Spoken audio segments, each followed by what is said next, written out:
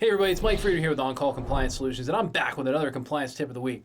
Today we're talking about NIST SP 800-171 System Security Plans, why we add a definitions section, well, and why you should too.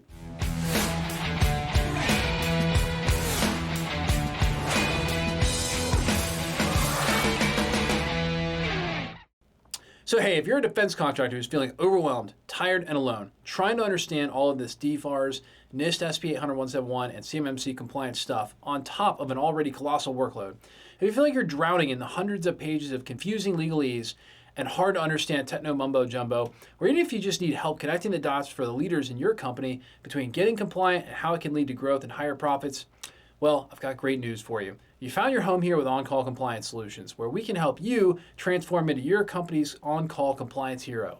Let's jump into it. So I'm gonna Hulk smash the internet on this one. I'm actually going to reveal one of the big secrets to how we here at On-Call actually make everyone's life way easier when it comes to assessing the NIST SP 800-171 System Security Plan. And I'm going to reveal in this video exactly why I think you should do it too in your plan. So I'm going to be the first person to tell you that this is controversial, okay? You can think of this what you want to, but I'm going to tell you what we do, and then I'm going to tell you why we do it. And if you don't want to do it, that's totally fine. I just ultimately think that having been through the workflow of helping hundreds of defense contractors to get compliant, that we discovered a massive efficiency hack that will actually make your system security plans way shorter and way easier to read and way easier to understand. Why is this so important? Well, why would you want to make an SSP shorter and easier to read? Well, let's dive into our unique and contentious secret, extra feature we add into our plans. Okay. Here's what we do. When we're creating a system security plan that makes life much easier for everyone involved, what we do is we go to Section 3 of the government issued system security plan, okay? This is going to be the requirements section, and right below the first paragraph and before the first of those 110 controls, we put in a little something extra. Like Emerald Lagasse, we hit that plan with a little bam, baby, and we flavor it up with a brand new section called a definition section. Yes, the secret sauce to writing an amazing system security plan is the on-call compliance definition section. And of course, now you're like, Mike, what are we defining here, buddy? Great question, my defense contracting friends. Here's what it's all about. You see, there are two big issues that having a great definition section included with your SSP does for you. Number one, it tells anyone, including an assessor from DoD, a CMMC assessor, a DCMA, DCSA, DIBCAC reviewer, any of those people out there who will look at your plan, they won't have to read every control in order to figure out quickly and easily what you have in place. That makes them happy. And I don't know about you, but I really want my assessors and reviewers happy and not taking guesses at what I may have in place before they start reading the first control and breaking out that red pen or other scary things they could break out. So one, makes it easier on everybody, and they get a clear understanding of what you've generally got in place before they start reading through the control answers.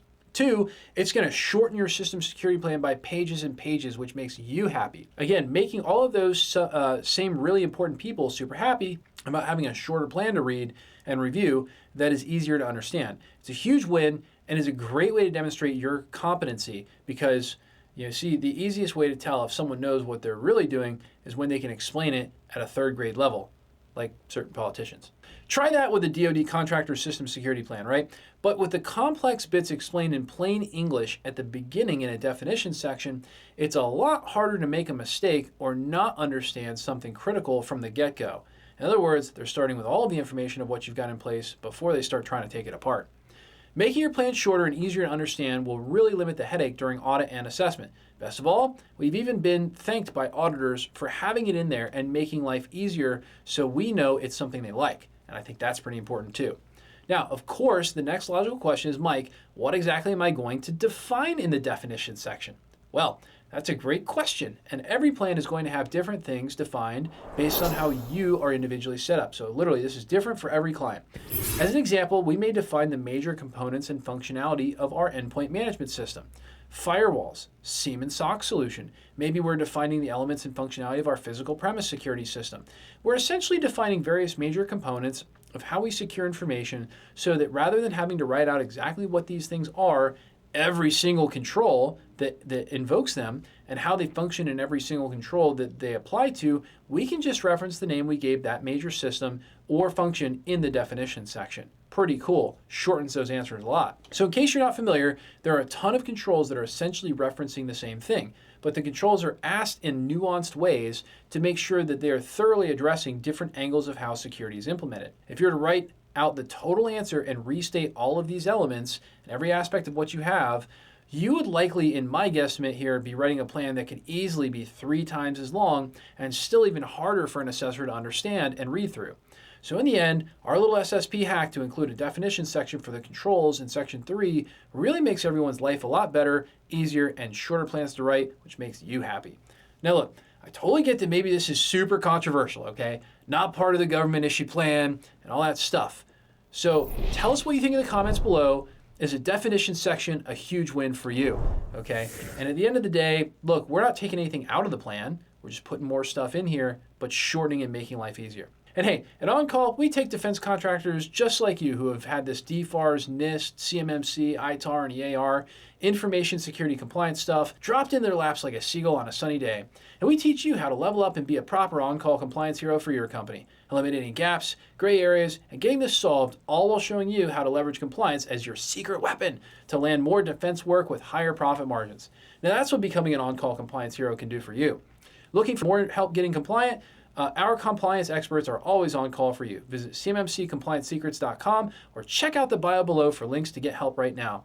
And if you love the content we're putting out here for you, help us out with a big thumbs up and that like button, or even better, smash the subscribe button to get the latest compliance content as soon as our compliance nerds roll it out.